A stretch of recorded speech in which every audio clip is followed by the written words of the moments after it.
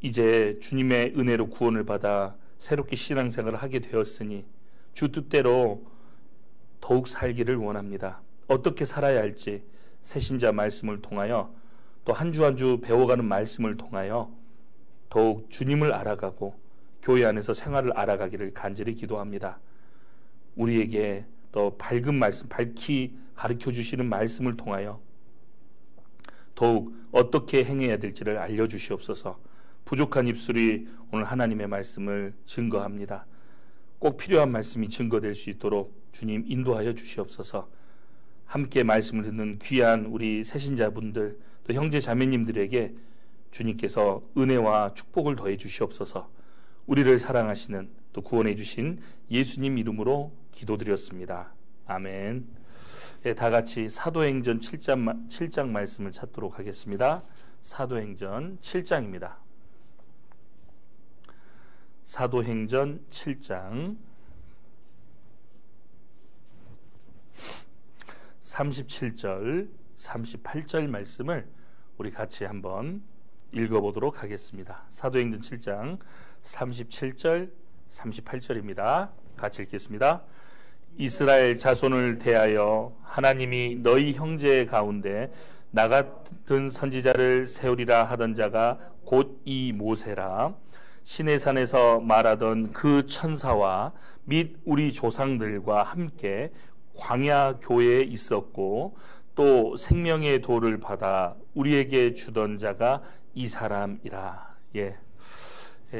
이 사도행전 7장은 신약 성경에 기록되어 있는 말씀인데 신약 성경에서 모세를 말하면서 모세가 바로 예수님의 그림자였다는 걸 말씀하시면서 바로 광야 시대에 있었던 내용을 말하고 있습니다. 그래서 그 광야의 출애굽해서 나온 그 이스라엘 민족을 광야 시대에 40년간 이렇게 있었는데 광야 교회, 그걸 광야 교회라고 말하고 있거든요. 그래서 그 광야 교회는 원래 없었던 거잖아요, 처음에는요. 그런데 어떻게 생겼던 거냐면 광야 교회는 이집트 땅에서 양의 피를 경험하고 홍해를 통과하고 이제 물을 통과하고 생긴 곳이 바로 광야 교회라고 되어 있습니다. 그래서 오늘 교회에 대하여 이렇게 배우는 시간인데요.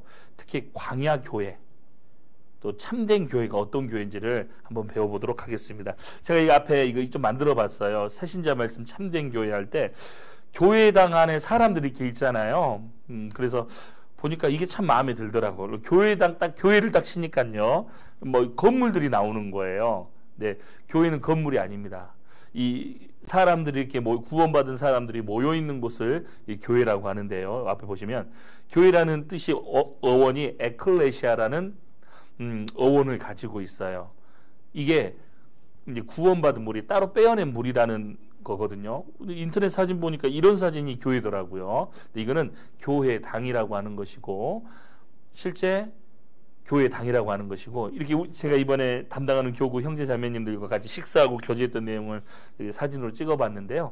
이게 교회예요. 이게 구원받은 사람들끼리 함께 모여 교제하고 하는 것이 바로 교회라고 하는 것입니다.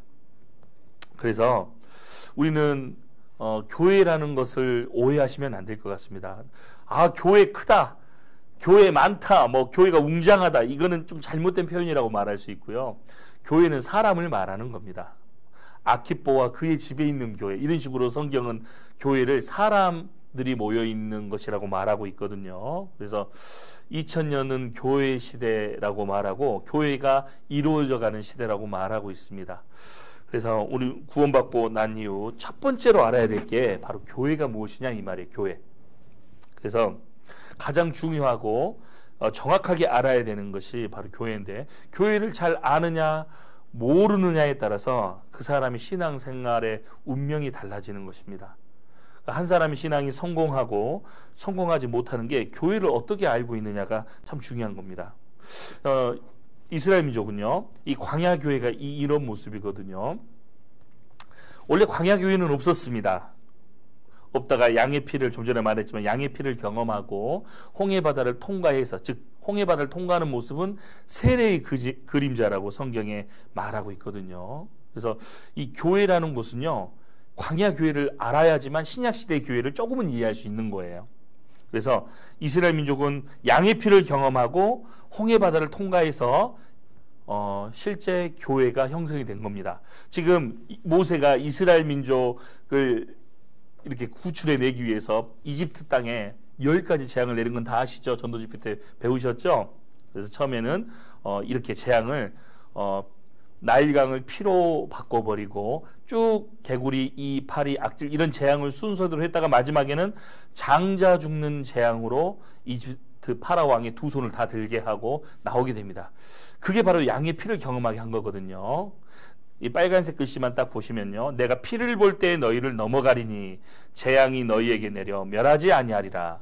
너희는 이 날을 기념하여 여호와의 절기를 삼아 영원한 규례로 대대로 지킬지니라. 이렇게 되어 있습니다. 장자 죽이는 대양, 피할 길은 양을 대신 죽이고 피를 바른 곳은 좌우 설주와 임방입니다.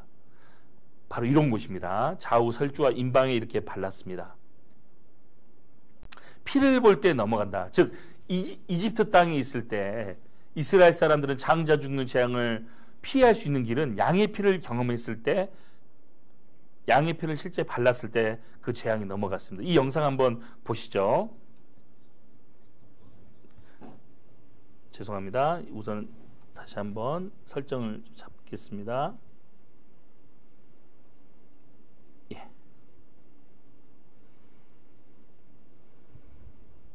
한번 보시죠. Let each of you take the blood of the lamb and mark your doors, and don't leave your homes until morning. For tonight, the Lord God will come, and he will deal with your oppressors. When death sees the mark of lamb's blood on your doors, he will pass over your homes. He will not hurt any of you. Of the Passover. And the people did as the Lord commanded.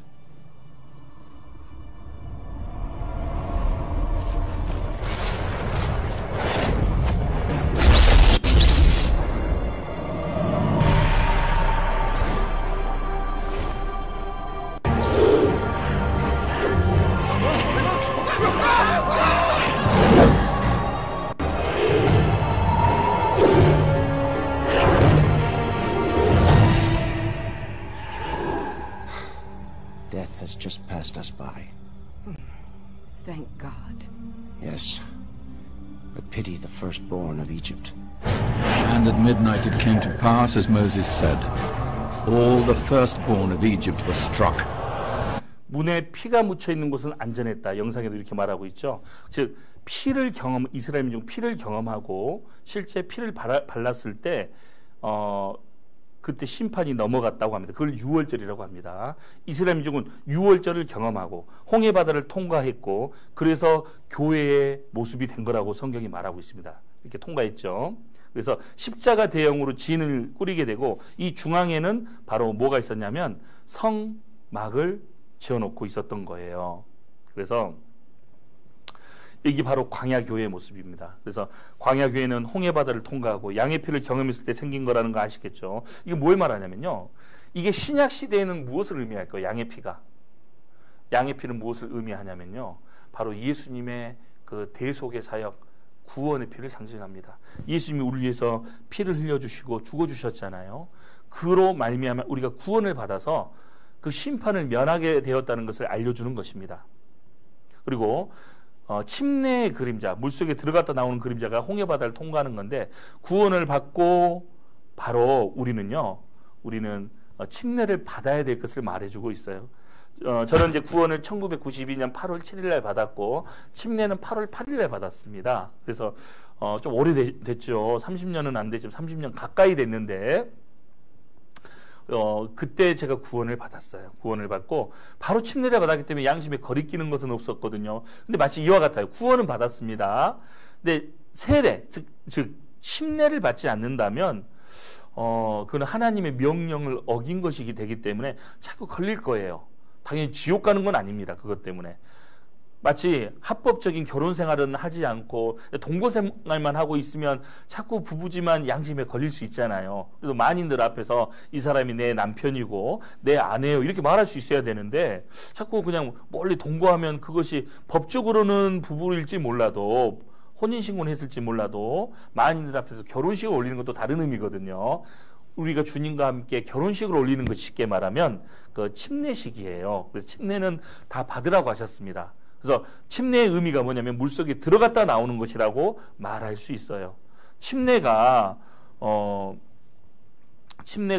예전에는요, 지금 우리 성경 보면 다 세례로 돼 있죠. 세례는 뭐냐면 이렇게 약식 세례, 뿌리는 세례, 이거를 세례라고 하는데, 근데 이 세례는 성경적이지 않습니다. 원래는 없는 거예요. 어떻게 하냐면 물속에 들어갔다 나오는 침례가 성경의 원어적으로도 맞는 겁니다. 예전에는 다 물속에 들어갔다 나왔는데 나중에는요, 이게 환자도 있고 그런 사람에도 막 세례를 줘야 되니까 물속에 들어갔다 나오면 위험하잖아요, 사람이. 그래서 어떻게 할까요? 뿌리는 것으로 바뀌었던 거예요. 뿌리는 것으로. 그래서 뿌리는 것으로 바뀌었는데 이것이 완전히 고착이 돼가지고요, 이걸 세례로 성경에 표기하기까지 된 것입니다. 원래는 침례입니다. 그래서 렌티조라고, 뿌리는 것을 렌티조라고 하고, 물속에 들어가는 걸 뵙티즈라고 하는데 뵙티즈가 맞는 거예요. 그래서 물속에 들어갔다 나왔다. 들어갈 때 예전에 나는 죽고 장사 지내고, 올라올 때 주님이 부활하셨잖아요. 올라올 때 새로운 사람으로 태어났다. 그것이 바로 물속에서 나오는 모습의 의미를 하는 거예요. 이 두 가지, 물속에 들어가는 것은 예전에 나는 죽었고 주님과 함께, 물에서 올라오는 것은 이제 새로운 사람으로 태어났다를 의미하는 겁니다. 그거 꼭 받으라고 돼 있어요. 그래서 구원 받으신 분들은 꼭 침례를 받으셔야 합니다. 아시겠죠? 그리고 우리 교회의 일원이 되었다는 것은요, 아주 중요한 의미가 있어요. 우선 교회는 뭘까? 우리 에베소서 한번 찾아볼까요? 이 교회의 일원이 됐다는 것은요, 큰 혜택을 먼저 받고 축복을 받는 겁니다. 에베소서 1장. 에베소서 1장입니다. 에베소서 1장 22절 한번 읽어보도록 하겠습니다. 시작. 또 만물을 그 발 아래 복종하게 하시고 그를 만물 위에 교회의 머리로 주셨느니라. 그래서 만물을 그 발 아래 복종하게 하시고, 그를, 예수님입니다. 만물 위의 교회, 이 우주 만물 포함입니다. 우주 만물보다 더 높은 것이 뭐예요? 이 말씀 보니까 교회입니다. 제가 좀 더워서 좀 환풍기를 좀 꺼도 괜찮을 것 같은데, 전 반팔에다 덮기까지 해서 죄송합니다. 아무튼 녹화하는 것이니까요, 좀 꺼도 될 것 같아요, 환풍기. 예, 너무 뜨거운 바람이 막 나오네요. 또 만물을 그 발 아래 복종하게 하시고 그를 만물 위의 교회의 머리로 주셨다. 이게 엄청난 말입니다. 우리가 교회의 일원이 됐다는 것은요, 세계 정부가 있어요. 세계 유엔이라는 그 기구도 있고요, 뭐 미국 정부도 있고요, 러시아 정부도 있고 중국 정부도 있지만, 아무리 강대국이고 엄청난 나라라고 해도요, 교회 밑에 있는 겁니다. 그러니까 교회 안에 무언가를 맡아서 또 교회 일원으로서 이렇게 앉아 있는 것은요, 얼마나 큰 축복인지 몰라요. 하나님은요, 무슨 유엔에 들어가 계신 게 아니라요, 뭐 미국이라는 나라에 이렇게 계신 게 아니라요, 주님은 교회 안에 계시는 것입니다. 그래서 주님이 교회의 머리로서요, 교회가 하는 일이 있어요. 교회는 영혼을 건지고 영혼을 세우는 그 두 가지 일 때문에 이 땅에 존재하는 것입니다. 어느 날 교회는요, 하나님이 딱 데려가시는 날이 있어요. 우리 전도집회 때 배웠죠. 그걸 휴거라고 합니다. 2000년 동안 성전이 지어져 가고 있습니다. 처음에 성전은 무슨 성전이에요? 모세가 만들었던 장막 성전, 그리고 솔로몬이 지었던, 또 7년간 지었던 솔로몬의 성전, 그 다음에 무너지고 난 다음에 스룹바벨 성전. 그래서 성전이 싹 없어져 버렸어요. 그런데 주님은 2000년 동안 지어가는 성전이 있어요. 성전. 그 성전이 바로 지금의 교회입니다. 건물이 아닙니다. 우리 형제자매님들의 무리를 바로 성전이라고 말할 수 있는 거예요. 그래서 교회의 머리로 주셨느니라. 주님이 만물 위의 교회로 우리를 또 이렇게 일원으로 삼아 주셨다고 성경이 말하고 있습니다.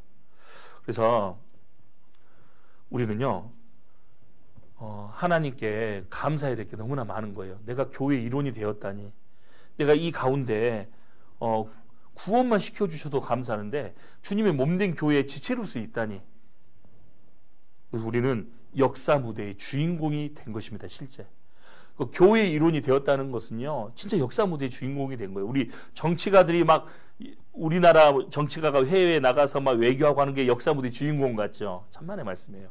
하나님이 보실 때 하나님 그 관심 없으셔요.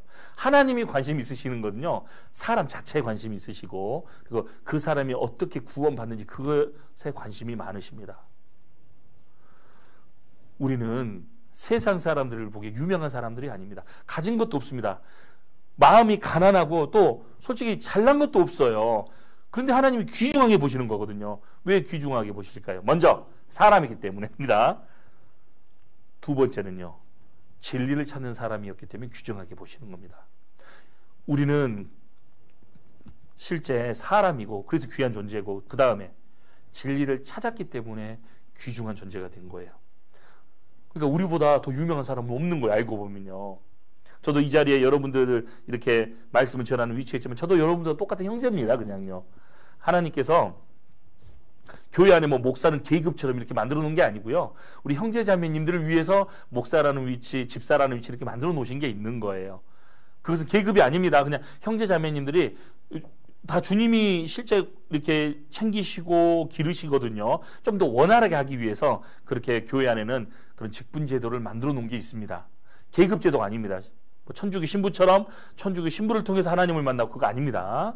그래서 우리 고린도후서를 한번 찾아보도록 하겠습니다. 우리는 아주 중요한 사람들이 되었습니다. 고린도후서 6장입니다. 고린도후서 6장 9절 10절 우리 같이 한번 읽어보도록 하겠습니다.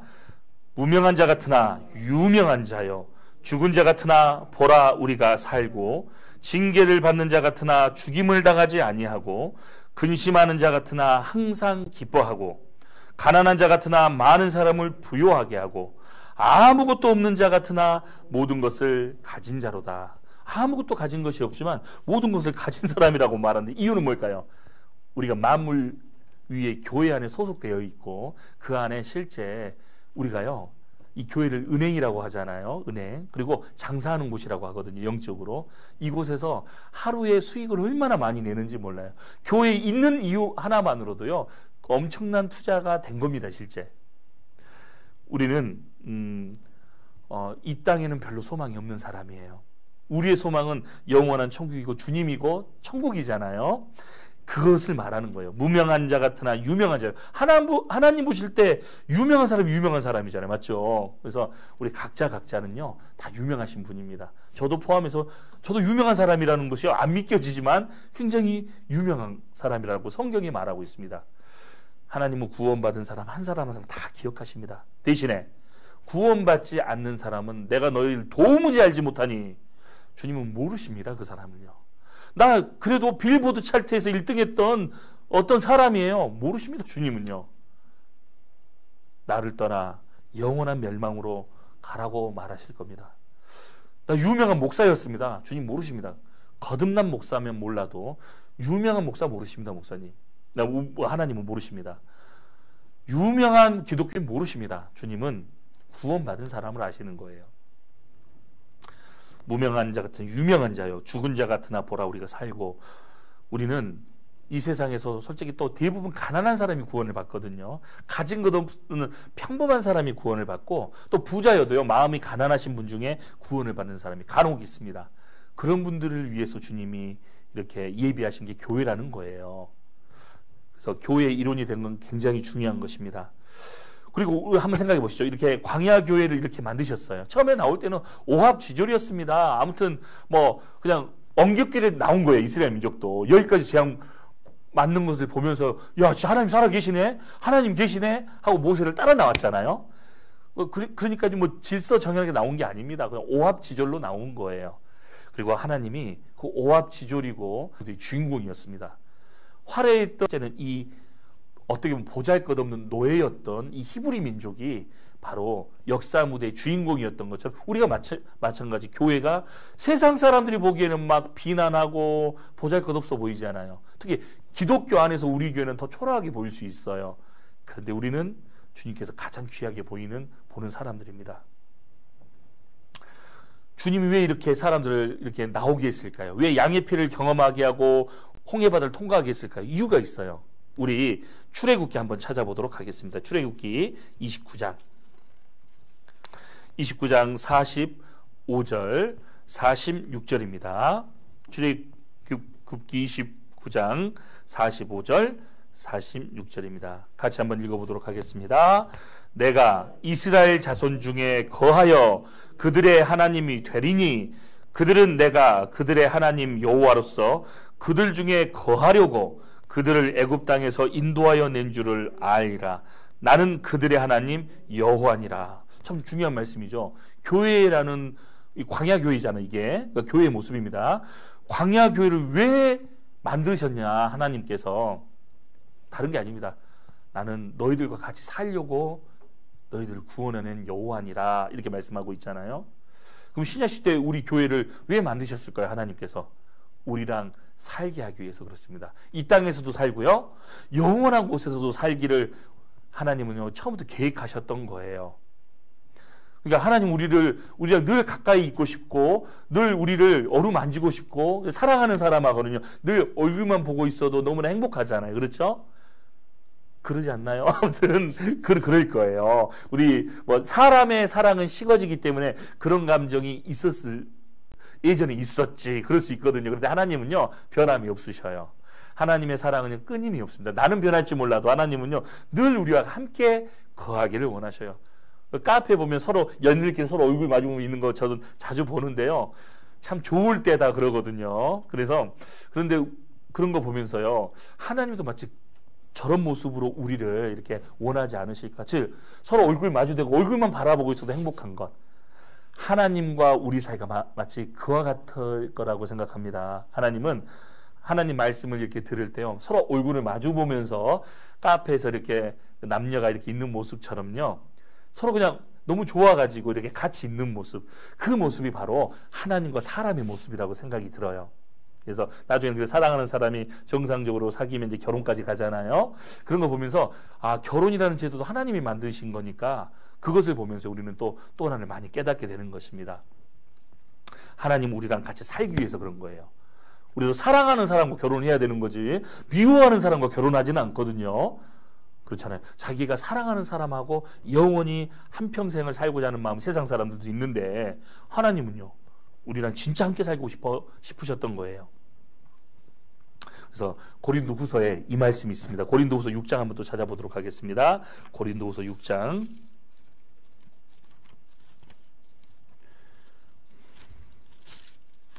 고린도후서 16절 제가 읽어드리겠습니다. 하나님의 성전과 우상이 어찌 일치가 되리요? 우리는 살아계신 하나님의 성전이라. 이와 같이 하나님께서 가라사대 내가 저희 가운데 거하며 두루 행하여 나는 저희 하나님이 되고 저희는 나의 백성이 되리라 하셨느니라. 그래서 우리 이제 구원받으신 분들이니까 교회가 뭔지 알아야 되는데 주님이 우리 가운데 다니신다는 것을 눈에 주님은 안 보이, 주님은 영이시니까 눈에 안 보이지만 주님이 계신다는 것을 믿을 수 있습니다. 왜? 성경에 기록되어 있거든요. 내가 저희 가운데 두세 사람이 내 이름으로 모인 곳에 나도 그들 중에 있느니라는 말씀처럼요. 주님은 무리 가운데 역사하십니다. 각자에게도 주님이 계셔요. 그렇지만 주님이 힘을 쓰려면 무리 가운데 같이 있어야 됩니다. 그 무리를 떠나면 주님은 힘을 못 쓰셔요. 내가 구원받고 그것까지는 주님께서 도와주시고 또 내 마음에 불릴 듯 일어나게 하는 그 마음도 주시지만요. 그 성령님이 내 안에 계시지만 무리 가운데 없어 힘을 못 쓰셔요. 주님은 무리 가운데 있을 때 이 성령님이 빛을 발합니다. 힘을 내주십니다.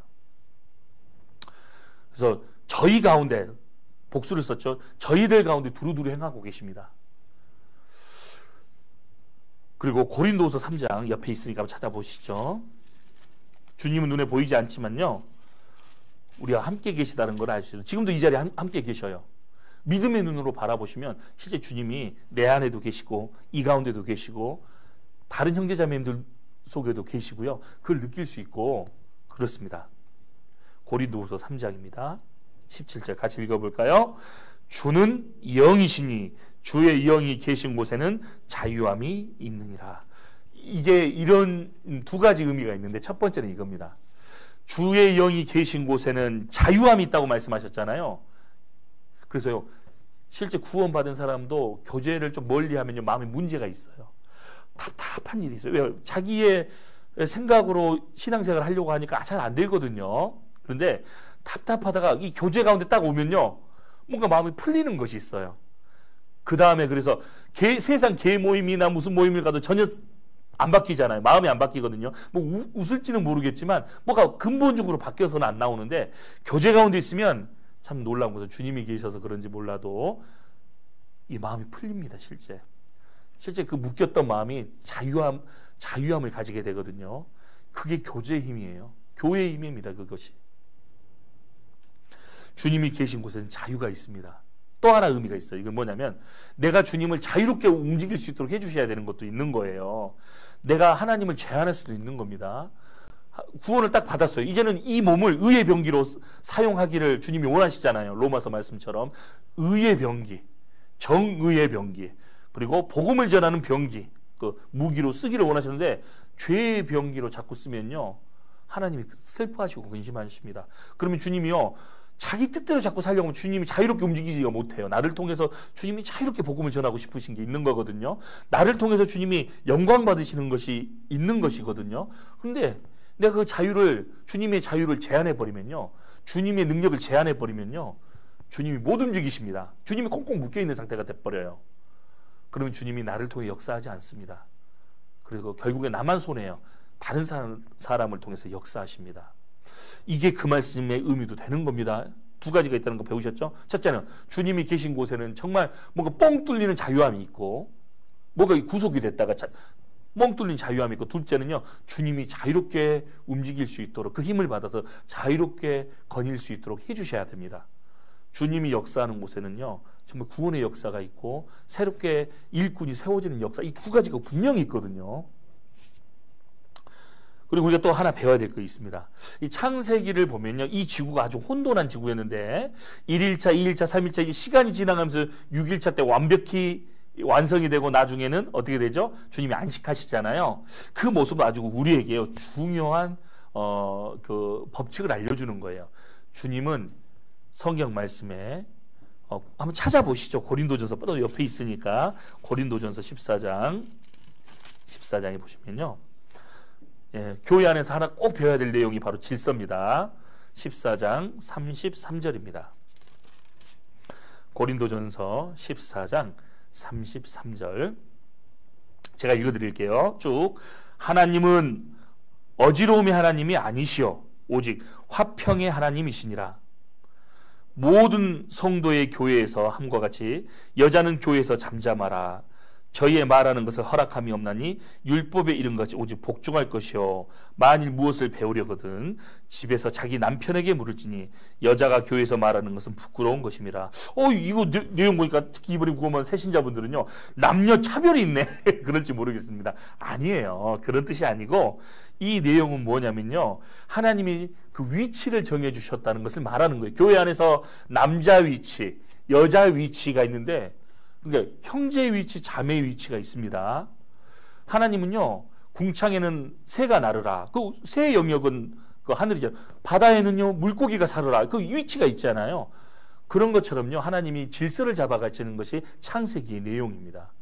이스라엘 민족도요 처음에는 오합지졸이었지만 어떻게 했죠? 천부장을 먼저 세우고 백부장을 세우고 나중에 각각의 50부장, 10부장을 이렇게 세워서 질서를 잡으셨던 것처럼요 교회 안에도 질서가 있습니다. 즉 남자가 해야 될 일이 있고 교회 안에, 그리고 여자가 해야 될 일이 있는 거예요. 형제가 해야 될 일이 있고 자매가 해야 될 일이 있는 겁니다.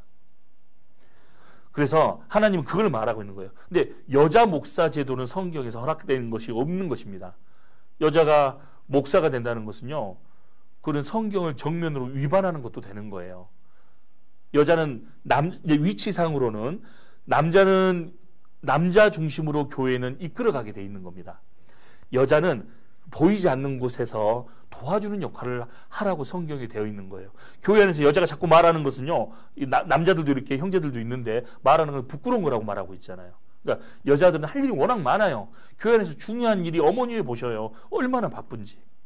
교회 안에서 해야 될 일이 많습니다. 우리 형제님들도요, 교회 안에서 위치가 있어요.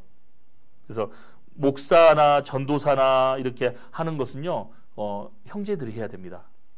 교회 지도자들은요, 형제들이 하고, 나머지 부분들은 우리 자매님들이 해야 될 일이 굉장히 많은 거예요. 보이지 않는 곳에서 수고하고, 결국 주님 앞에 갔을 때 상을 받는 것은 그 위치에서 최선을 다했느냐가 나올 거예요. 그래서 꼭 목회자가 상급을 많이 받는다? 그 말도 안 되는 소리입니다. 그 하나의 은사예요, 은사. 하나님께서 말씀을 전하라고 주시는 하나의 은사입니다. 또 교회 지도자이기 때문에 결정을 해줘야 될 일이 있는 거예요. 그래서 잘못 결정할 수도 있겠죠, 혹시. 그렇지만 또 기도해 주시고 주님이 도와주시니까 크게 잘못된 결정을 하진 않을 텐데, 그래도 혹시 잘못된 결정이 있으면 주님이 또 잡아주십니다. 여자가 근데 막 결정으로 앞에 나서면요, 위험할 수 있어요. 그래서 구약시대 뭐 선지자 사사, 그거는 그때 시대 이야기고요. 교회 시대는 전혀 다른 얘기입니다. 교회 시대는 여자 목사를 세울 수 없습니다. 이 말씀처럼 여자 목회자는 성경적이지 않습니다. 그래서 교회 안에는 가르치는 사람이 있고 가르침을 받아야 될 사람이 있는데, 교회에서는 하나님의 말씀을 가르치는 사람이 있게 되어 있는 거예요. 그 말씀도 한번 찾아보도록 하겠습니다. 우리 에베소서 4장을 한번 찾도록 하겠습니다. 에베소서 4장입니다.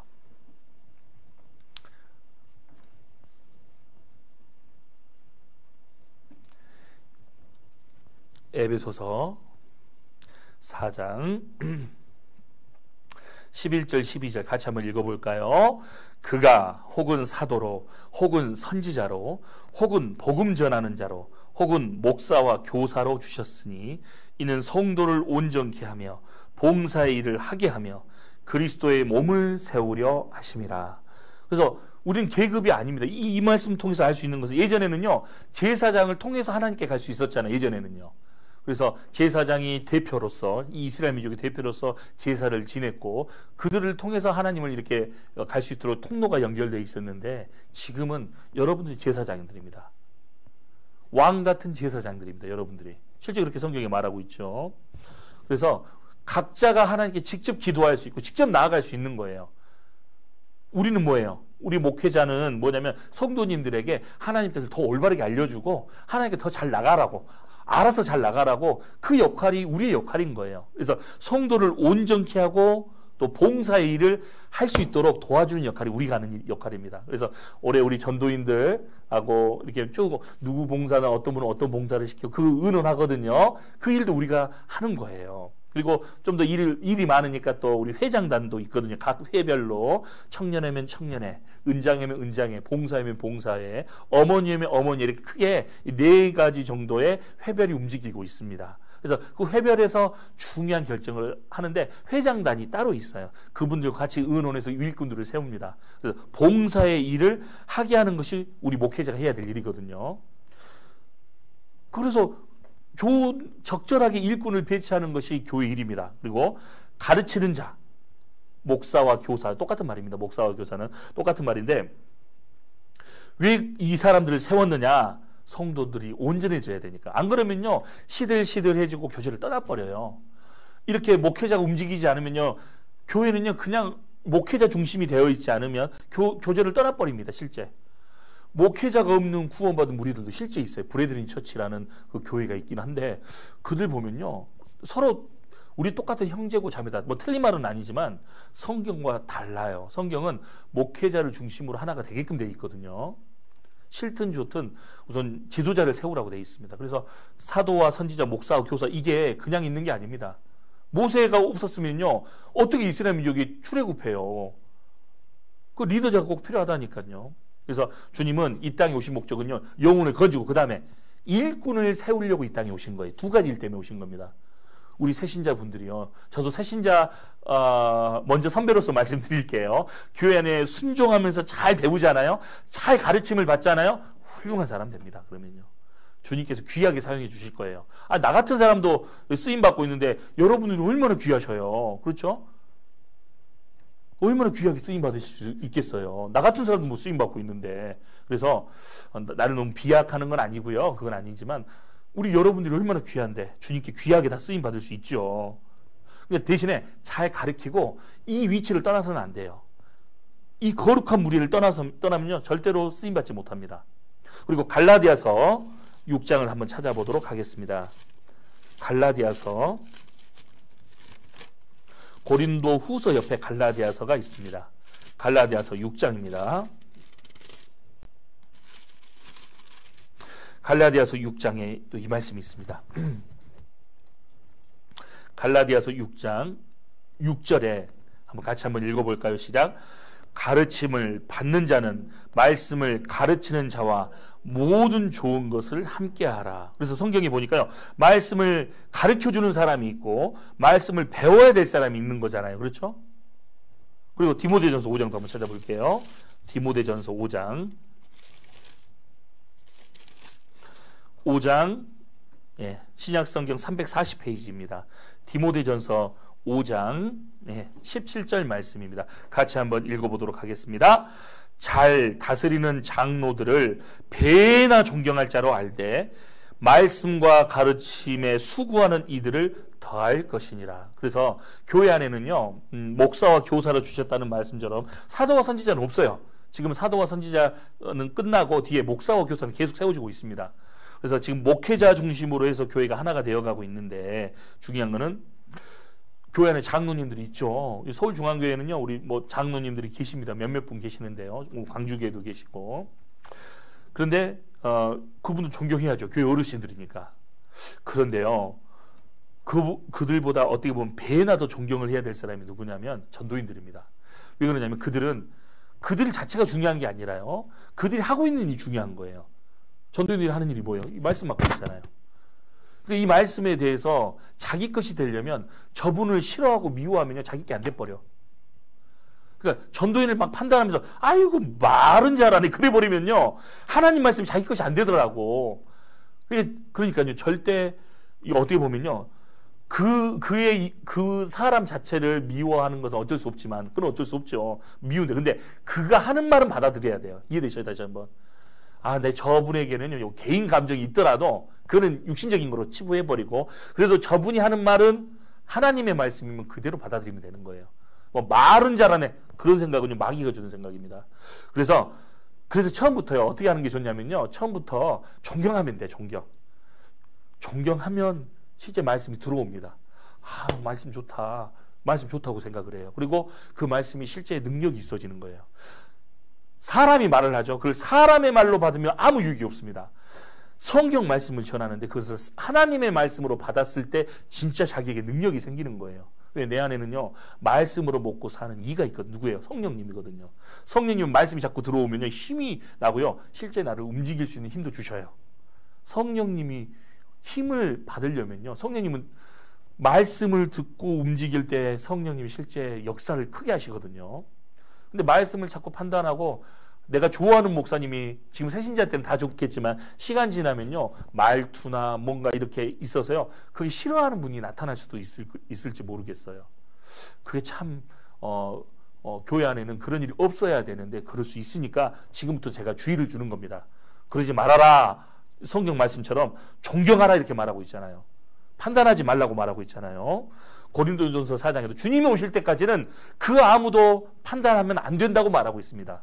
심지어 사도 바울은 나도 나를 판단치 않는다고 말하고 있습니다. 하물며 하나님 말씀을 전하는 사람을 판단하는 것은 있을 수 없는 일입니다. 그리고 이거 보시죠. 그 다음에 또 우리가 배워야 될 게 있어요. 시간이 빨리 지나가 버리네요. 앞에 보시죠. 성경에서 말씀하시는 질서들이 있습니다. 먼저는 이거 찾아놓고 앞에 말씀 하나 찾아보죠. 골로새서를 한번 찾아보도록 하겠습니다. 골로새서 3장입니다. 예. 골로새서 3장 18절이죠. 골로새서 3장 18절. 제가 쭉 읽어드릴게요. 아내들아 남편에게 복종하라. 이는 주 안에서 마땅하니라. 남편들아 아내를 사랑하며 괴롭게 하지 말라. 자녀들아 모든 일에 부모에게 순종하라. 이는 주 안에서 기쁘게 하는 것이니라. 쭉 나오면서 뭐 상사에게도 상전에게도 잘하라고 이렇게 나오거든요. 앞에 보시면요. 그러니까 아내들아 남편 이런 구절이요. 뭐 베드로전서에도 있고 많이 있습니다. 아내들아, 남편들아, 자녀들아, 아비들아, 종들아, 상전들아, 백성들아, 왕들아, 성도들아, 사역자들아, 이런 식으로 순서가 되어 있습니다. 왜 이런 순서를 적어놨냐면요. 결국에는요. 하나님 보실 때 가장 어떤 순서대로 순종을 해야 될지 보여주는 겁니다. 그래서 사역자들이 작은 위치가 아니에요. 교회는 만물 위의 교회거든요. 그러니까 이 세상에서 판사하면 높잖아요. 근데 고린도전서에는요. 세상에서 교회에서 경히 여기는 자, 가볍게 여기는 자가 판사입니다. 검사입니다. 쉽게 말하면 우리 시대로. 많이 배웠다고 하는 사람들을 교회에서는 높게 보지 않습니다. 교회에서 높게 보는 사람들은요. 사역자들, 그다음에 형제 자매님들인 거예요. 교회 안에서는 그런 사람들이 실제 높은 겁니다. 하나님 보실 때. 우리가 믿음이 있기 때문에 하나님 보실 때 높은 사람이 높은 사람이지 않겠어요? 그러니까요. 사역자들도요. 성도들이요.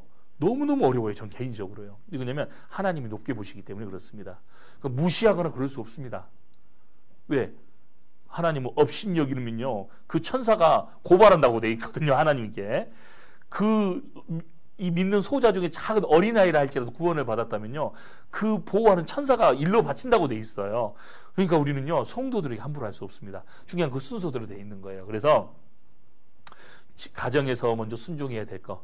아내가 먼저 남편에게 순종해야 되는 것이 먼저 있는 거예요. 그 다음에 남편도 아내를 순종을 해야 될 위치에 있기 때문에 남편들이 괴롭히면 안 되겠죠. 그래서 아내들에게 잘해주라고 돼 있는 겁니다. 그래서 또 가장이 여기 많이 계실 거예요. 또 부모가 많이 계실 것 같습니다. 또 자녀들에게 잘해줘야 됩니다. 또 부모님에게도 잘해줘야 되고요. 또 아비들아, 종들아, 상전들아, 직장 생활에서도요. 아무튼 그 직장인이요. 까다로운 사람이라 할지라도요. 순종해야 됩니다. 죄를 짓지 않는 선에서 순종하라는 말이에요. 그래도 최대한 그 상사를요. 왜? 그게 질서거든요. 그래서 교회 안에서는 질서가 있습니다. 순종하는 위치가 있는 거예요. 보이지 않는 질서가 교회 안에 있습니다. 왜 그렇게 질서가 있을까요? 하나님이 실제 질서의 하나님이시기 때문에 그렇습니다. 하나님은요. 창조주십니다. 창조주는 가장 높을 수밖에 없어요. 피조물은요. 창조주가 만든 존재들이기 때문에요. 결코 그가 창조주 위에 올라갈 수가 없는 거잖아요. 위아래의 개념은 하나님을 믿는 사람이면 있게 돼 있거든요. 이것은 배후에 질서의 하나님이 계시기 때문에 이렇게 말하고 있는 것입니다. 성경에는 질서를 지켜야 됩니다. 교회 안에서 배울 수 있는 건 딱 하나. 순종하면 되는 거예요. 순종이 제사보다 낫고 나중에 배울 거예요. 순종이 뭔지.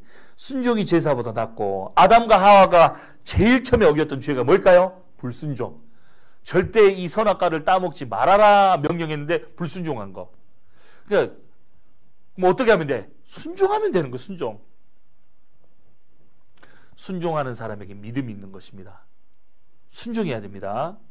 그래서 교회 안에서는 특히 이제 사역자들 중심으로 교회가 움직이고 있기 때문에 사역자들, 또 우리 교회 안의 집사님들 이런 분들을 중심으로 결정이 되어지면 순종하면 되는 거예요.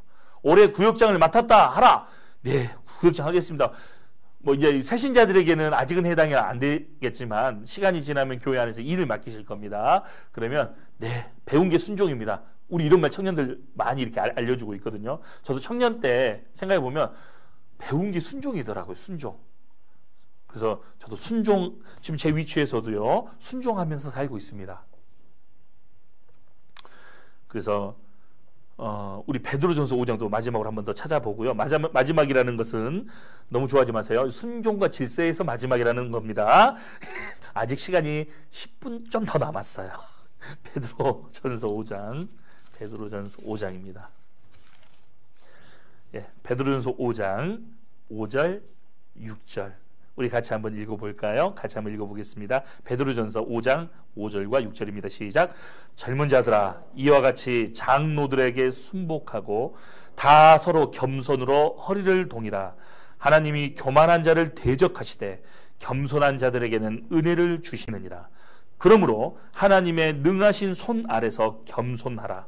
때가 되면 너희를 높이시리라. 그래서 이 장로라고 되어 있죠. 장로들에게 순복하고 이렇게 되어 있는데 말씀을 전하는 사람은 또 장로도 겸하고 있거든요. 장로님도 계시지만 그래서 말씀 전하는 분, 또 교회 안의 집사님들, 또 장로님들에게 순복하는 것이 맞을 거예요. 교회 안에는 이제 일을 같이 해야 되기 때문에 의견 충돌이 있을 수 있습니다. 그렇지만 순복하면요 어려울 게 없어요. 우리가 좀 이렇게 언쟁이 있더라도요 그냥 집사님께서 책임 맡고 있는 집사님께서 이렇게 합시다 하면요 순종하면 되는 거예요. 어려운 거 없잖아요. 책임자는 뭐 그 집사님이시고 그 전도인일 텐데 내가 책임질 게 없잖아. 그렇죠? 그래서 순종하는 게 제일 편해 마음이. 그리고 그 순종적인 위치에 있으면요 때가 되면 적절한 시기가 되면 주님께서 분량에 맞게 직분을 내려주십니다. 이해되시죠? 그러니까 교회 안에 자꾸 다투는 소리가 나오고 하면요 이제 봉사에 대한 개념까지 굳이 말할 필요는 없죠. 교회는 질서가 있다는 걸 말해주려고 하는 겁니다. 순종하면 되는 거구나. 교회 생활 잘하려면 순종하면 되는 거구나. 그걸 철칙으로 알고 계십시오. 사람은 다 교만한 기질이 있습니다. 교만하지 않는 것 같지만 어느 상황이 딱 맞닥뜨리면요 교만의 기질 그대로 지금도 흐르고 있습니다. 다. 이 아담의 죄의 기질이 없어진 게 아니에요. 없어진 게 아니라 이렇게 절제시키는 방법을 알아가면서 또 욱하는 성질이 또 나올 수 있거든요. 그것도 하나님 절제시키는 것을 계속해서 알려주시는 겁니다. 왜? 그래야 하나님이 우리를 구원해 주신 구원이 얼마나 큰지를 그를 몸소 깨닫게 하나님이 하신 거예요. 은혜입니다. 그래서 죄를 이기기를 바라시는 거예요. 예전에 죄에 막 자꾸 졌잖아요. 교만한 마음이 올라오면 막 한바탕 했잖아요. 이제는 그럴 수 없는 거예요. 그런 마음이 올라올 때 기도하는 것부터 배우고 하나님 이런 좀 이렇게 불편한 마음이 올라옵니다. 하나님 어떻게 해야 될까요? 그러면서요 하나님께 자꾸 묻게 되고 기도하게 되고 그럼 마음이 낮춰지게 되고 주님께 모든 걸 맡기게 되니까요 어려움이 있으면 있을수록 내 할 일은 다 하면서 교회 안에서 가정 안에서 직장에서 할 일은 다 하면서 주님께 묻게 되니까요 주님이 그것에 대한 충분한 답도 주시면서 또 그를 높여주실 겁니다. 직장에서든 가정에서든 교회에서든 하나님이 높여주십니다. 때가 되면. 그래서 새신자 때는 정말 교회 안에 질서에 순종이 안 되면 복종하라는 말씀도 있거든요. 복종은요 내 자신을 쳐서 깨뜨려야 됩니다. 순종이 안 돼. 그러면 내 자신의 육신을 깨서라도 복종하는 거 배우셔야 됩니다. 그래서 교회를 만약에 떠나버리잖아요. 교회를 떠나버리면요 어떻게 되느냐 그 내용이 또 나와 있어요. 주님이 직접적으로 인도하는 그 광야 교회를 떠나는 사람들은 어떻게 됐을까요? 하늘에서 매일매일 만나가 막 내려와요.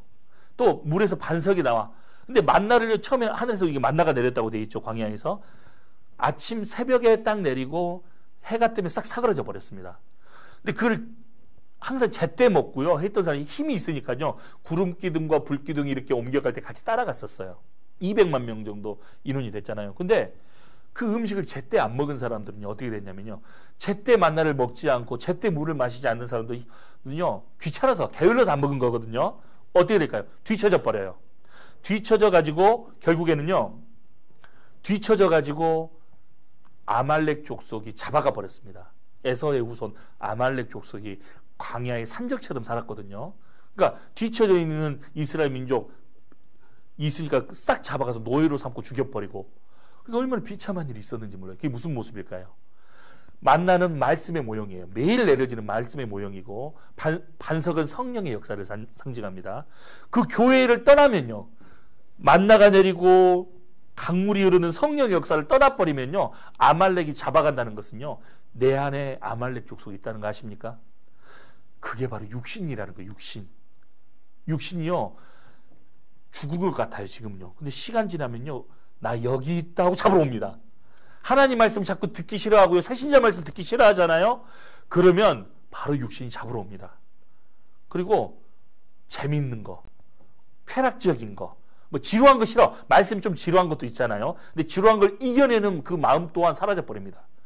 교회 안에서는 지루한 말씀을 잘 듣는 사람이 승리합니다. 그러니까요 자극적인 거 그게 육신적인 마음으로 바뀐 거예요. 하나님은 차분한 거 좋아하십니다. 정숙한 소리로 내는 소리를 좋아하십니다. 그래서 영혼을 차분히 가라앉혀서 하나님 말씀 듣기 참 주님이 원하시는 거거든요. 근데 매일 내려주는 만나가 귀찮아서 안 먹는 거예요. 아유 듣기 싫다 지겹다 만나 이거 똑같은 거예요. 그걸 자꾸 안 먹게 되면요 밥을 잘 안 먹게 힘을 못 쓰잖아요. 뒤처지게 되고 게으르게 되고 결국에는 아말렉 족속이 잡아가 버렸습니다. 그래서 시편 78편 한번 볼까요? 시편 78편입니다. 이스라엘 민족은요, 얼마나 광야에서 불순종했는지 몰라요.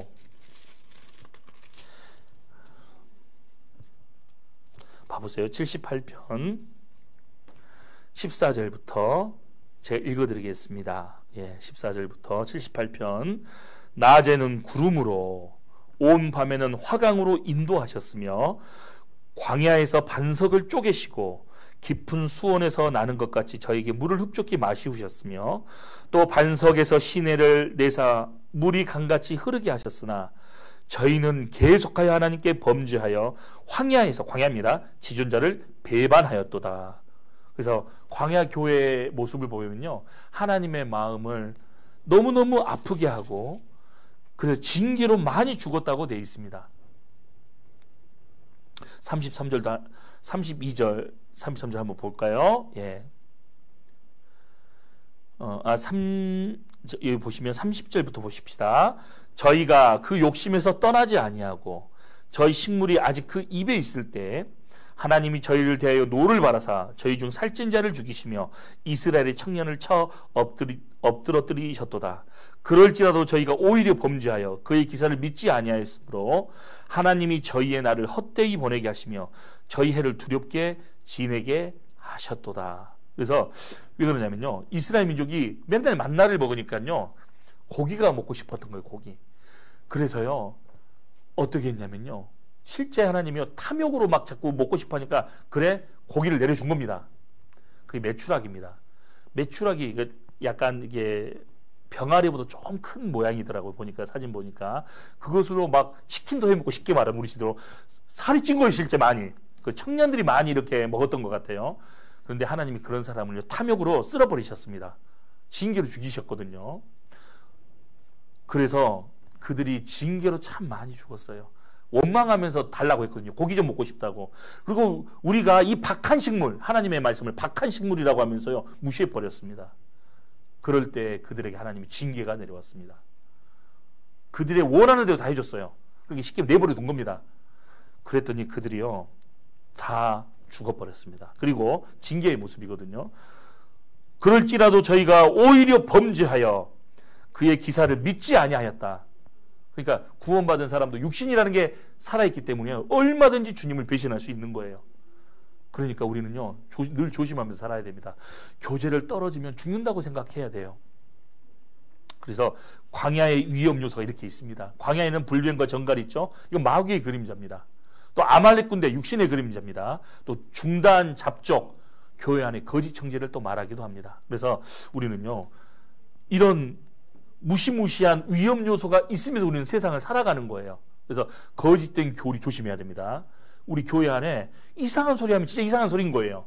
교회 안에 목회자들이 전해주는 그런 말이 아니라 자꾸 뭘 깨달아야 뭐 구원이 받는 것처럼 뭐 새로운 거 깨달았다, 그 조심하셔야 됩니다.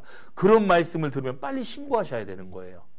신고해 주시고, 아니 그 목회자나 우리 전도인들하고 쭉 상담하는 가운데요, 아 맞다, 그게 우리 전도 집회나 우리 설교에서 듣지 못한 내용을 자꾸 말하는 것이 중단 잡적, 거짓 청제를 말하는 거예요. 교회 안에는 거짓 청제가 있습니다. 이스라엘 민족 안에는요 이집트 땅이 살기 싫어서 이스라엘 사람과 같이 나온 사람들이 있었거든요. 그 사람들을 중단 잡족이라고 말합니다. 그들이 원망을 해서 그 원망을 쉽게 말하면 전염시키는 거예요. 야, 우리 모세 막 싫다 하면서요 모세를 막 비방하게 하고, 이스라엘 민족은 그것도 모르고요 거짓 청지인지도 모르고 같이 원망하고 모세를, 그러다 징계로 죽게 되잖아요. 진짜 한쪽은 멸망당하고 한쪽은 징계받고. 그래서 우리 교회 안에서도요 거짓 청지 때문에, 그 멸망할 사람들 때문에 속으면 안 됩니다. 우리 교회 역사를 보면요 뭐 많은 건 아니지만 몇몇 형제라고 하는 사람들이 끌고 나가버려요. 많이 끌고 나갈 때도 있었어요. 예전에 그런 거 보면서 거짓 청지가 실제 있구나, 즉 중단 잡족이 실제 있구나. 그리고 고린도 교회와 갈라디아 교회는요 어떤 죄가 들어왔냐면요, 고린도 교회는 도덕적인 죄가 들어왔습니다. 너희 중에 심지어 음행이 있다함을 들으니 라는 말씀처럼요 음행죄가 막 들어왔어요. 그 다음에 갈라디아 교회는요 무슨 죄가 들어왔을까요? 교리적인 죄가 들어왔습니다. 그리스도인은 교회 안에 도덕적인 죄와 그리고 교리적인 이 두 가지 죄를요 결코 끌고 들어와서는 안 되는 거예요. 교회에 있는 그런 죄를 보면요 빨리 신고하셔야 됩니다. 교회를 보호하기 위해서 그렇습니다. 그래서 뭐 그것까지 다 말씀드리려면요 시간이 너무 없는 것 같아요. 또 1시간만 하는 거니까 혹시 부족한 부분은 나중에 우리 보충해서 배우기로 하시고요. 그러니까 아무튼 교회를 떠나면요 무조건 손해고 징계를 받는다는 것은 명백한 사실입니다. 그래서 교회를 떠나지 말고요. 교회가 바로 하나님의 몸된 교회라고 하잖아요. 주님이 머리로 계시고 주님의 몸이 바로 이 교회거든요. 여기를 떠나면요 어디를 가시겠어요?